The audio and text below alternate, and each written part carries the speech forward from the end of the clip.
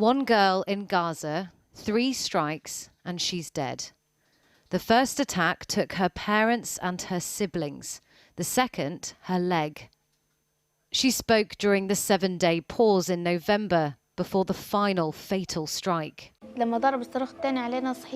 When they shelled us with the second missile, I woke up and was surrounded by rubble. I realized my leg was gone because there was lots of blood and I couldn't move it. Her name was Dunya Abu Mahsen. The 13-year-old had been hoping to leave Gaza to get a prosthetic. I wish somebody would take me abroad, anywhere, just to fix my leg and be able to walk like a normal person. But she never made it out. She was killed last night in this attack when an Israeli tank shell hit Nasser Hospital in Khan Yunis, southern Gaza, filling the packed hallways with smoke and chaos. She had dreams of one day working in a hospital here. Instead, she was killed in one. But strikes are not the only weapon of war. So is this. In a new report today, Human Rights Watch accused the Israeli government of using starvation of civilians as a tactic, blocking the delivery of water, food and fuel. Israel's foreign ministry calls the group anti-Semitic. Gazans now have less than 2 litres of water per person per day. 17 litres a day is considered the basic amount for survival. Our own research has also shown or indicated that Israeli forces, once they had gone into the ground invasion part of the operation, the raising of agricultural land. We're not just talking about the immediate starvation of Gaza's population. We're talking about long-term consequences here. Then we're talking about many, many, many years of suffering, and you know, Gaza has become uninhabitable at this point. That blockade of Gaza will be felt around the world. Here, the Iran-backed Houthi rebels in Yemen show their fighters seizing a cargo ship. Taking their solidarity to the sea, they say as long as the Strip is deprived of food, water and medicine, there'll be no ships heading to Israel. But these threats are also spooking anyone who sails the Red Sea. BP, just the latest major company to divert their cargo. The Suez Canal at the top of the Red Sea is a major trade route. It cuts the path between Asia to Europe by half. Without it, global shipping has to go the long way around Africa. Avoiding it could push up global oil prices and lead to long delays. Could it be this that sees support slipping further for Israel's operation? Not today. The US Secretary of Defense repledged his commitment during a trip to Israel. America's commitment to Israel is unwavering, and no individual, group, or state should test our resolve. So in the Red Sea, we're leading a multinational maritime task force to uphold the bedrock principle of freedom of navigation. Iran's support for Houthi attacks on commercial vessels must stop. But he did discuss with the Israelis scaling back ground operations. Israel says it needs more time to uncover Hamas tunnels like this one, the biggest they've found so far. It led right up to the Israeli border. Lloyd Austin said he wasn't in the country to dictate timelines or terms. In fact, that might be happening in Warsaw today, where the heads of American and Israeli security services are reportedly working up a new deal with the Qataris to release more hostages. A possible pause for civilians and a way out for hostages, thought to still be deep inside this tunnel network. The Liberal Democrat MP Layla Moran says that her relatives are among hundreds of civilians trapped in a Catholic church in Gaza City as Israeli forces operate nearby. Over the weekend, the Catholic Authority in the region claimed that 2 women were killed by Israeli snipers inside the Holy Family Parish compound. Israel has denied targeting the church. Well, earlier I spoke to Layla Moran and started by asking her what was the latest on her relative's situation. It's beyond grim. It's beyond grim. So there was this escalation in the last week or so. It started with gunfire. The bin collector was shot outside the gates, just doing his job. There was a caretaker, the same happened. And then it became clear that something bigger was happening. They and I appreciate this is contentious, but they claimed that white phosphorus was coming into the came into the compound. When they emerged afterwards, they saw masses of bullet casings, and they realised that there was this big escalation and they should shelter.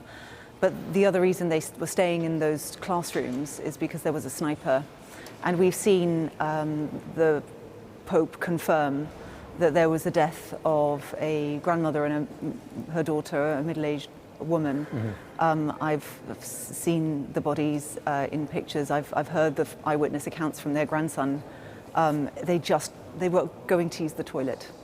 And where we are now, as of yesterday, a tank has pulled out outside the gates.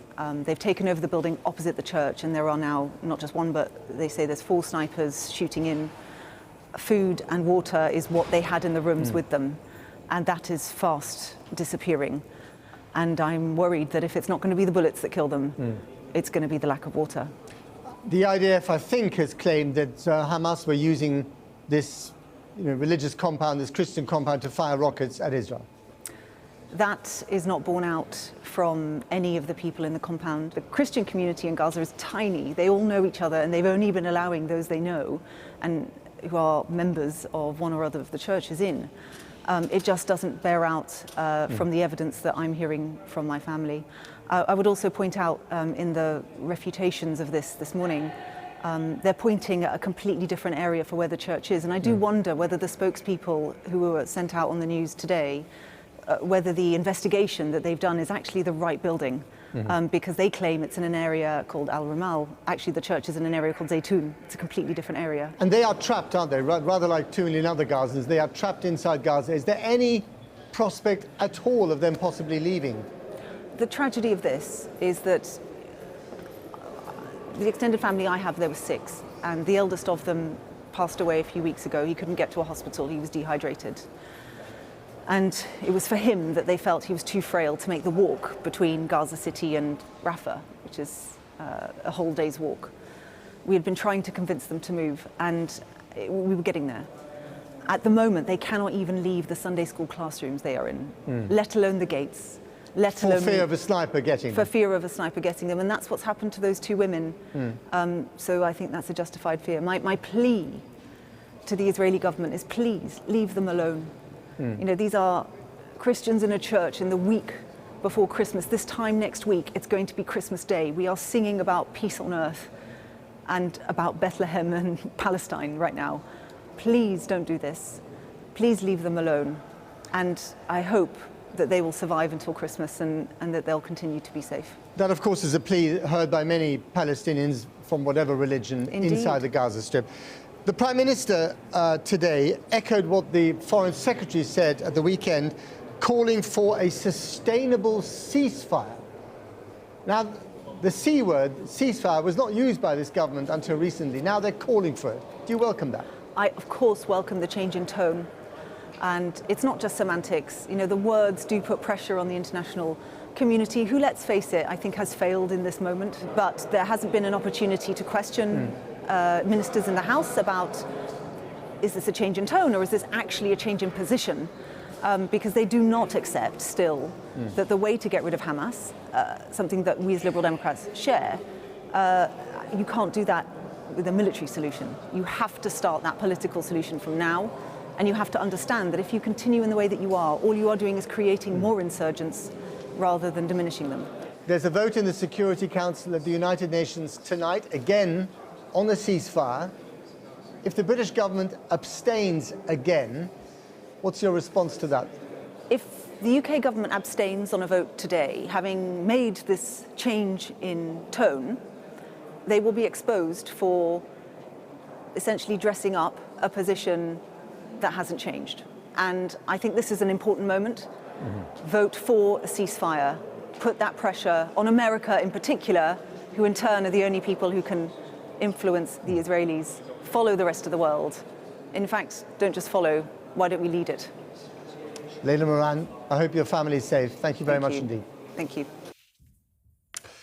Well, we're now joined from Tel Aviv by Lloyd Edelstein. He's the chairman of the Israeli Parliament Foreign Affairs and Security Committee. Thank you very much for coming on the programme.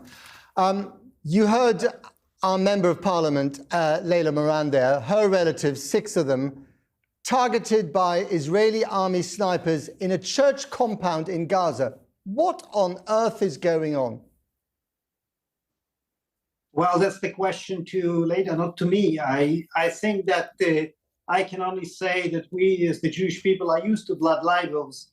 So to hear that Israeli snipers are targeting women on purpose and not letting them leave the church is something that reminds me usually the atmosphere in the Middle Ages before another holiday. Are you saying it's a lie? Are you saying it didn't happen? This is a flat lie, absolutely. No Israeli sniper ever purposely targeted any civilian, to say nothing about women. Okay, well, I mean, I think the Pope doesn't think it's a lie. You think it's a lie. What about the targeting of the maternity hospital in Khan Yunis? Is that a lie as well? Hospitals, as well as schools and other compounds and safe zones created for civilian population in Gaza, unfortunately, are being cynically used by Hamas. I don't think that I'm bringing any breaking news to you if I would say that Hamas gave a new meaning to the expression human shield. Unfortunately, yes, and I do have to say that we regret them. There are some civilian casualties in Gaza. Hamas are the only ones to blame here because, as I've said, they just don't care, or even I would say more than that. They are probably happy because then the reaction of the world comes, and this is the only way for them to survive. But the person, right? But the people firing the tank shells are not against hospitals, are not Hamas. It's the IDF. I mean, this reminds people of the scenes in Mariupol at the beginning of the Ukraine war. There were also maternity hospitals targeted by the Russians. Is that the kind of company you want to keep? With all the due respect, I think that comparing between what is happening right now in the Gaza Strip and what happened in Mariupol, I'm telling you, as someone who was actually born in the Ukraine, is just, I even don't find proper words. I don't recall the Ukrainians raping, murdering, taking hostage thousands of Russians before the attack on Mariupol started. And of course they didn't. And listen, no one questions the right of Israel to defend itself. They do, however. You do. No, I do not. I do absolutely not. But I do question, like your American friends in Washington, like this government increasingly, I do question your right to break international law over and over again.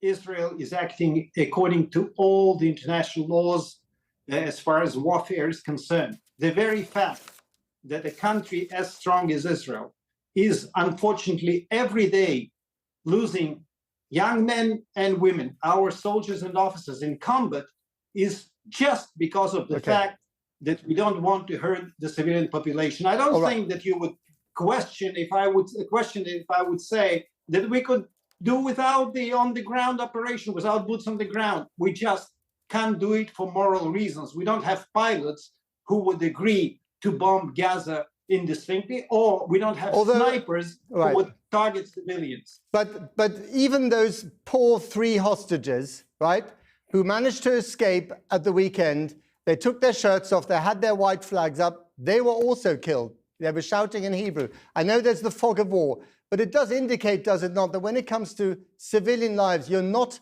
taking the kind of care that your American friends are insisting on now. Unfortunately, you get it all wrong. And definitely, it was a shocking event that happened on Friday, and the whole country was in shock. It happened because you have to understand, Hamas terrorists are not wearing uniform there. They are wearing jeans and sandals. But these people weren't wearing shirts. I mean, there was no question of a suicide bombing there. Let me just finally ask you this. Lloyd Austin is in Tel Aviv today saying that there is a strategic imperative to save civilian lives and a moral duty. You've got Ben Wallace, the former defense secretary, a friend of Israel, calling your response killing rage. When will you start listening to your international allies and friends? I'm not sure if you're asking questions without waiting for me to answer. This is the right way to conduct the interview, but I would still say that we don't need any advice or reminder. We act according to not just international law, but according to our moral compass that is well known. And in combating terrorism, as any objective person, leave alone friends of Israel, any objective person understands combating terrorism is not a walk in the park. So better, everyone should understand that combating an organization like Hamas, unfortunately, has a price for us, the most difficult price, and unfortunately for all those who are being used by Hamas as human shields, their own people. Okay. Yuli Edelstein, thank you very much indeed.